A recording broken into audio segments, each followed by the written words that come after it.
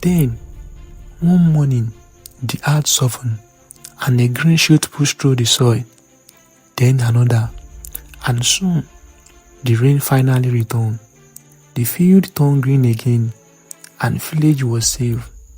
The elder realized something important that day. It wasn't the bird size or strength that mattered, but its courage and its persistence. From there on, they taught their children, no act of kindness is too small. Even the tiniest effort, when done with love, can change the world. And so the golden bird song became all the song hope for generations to come.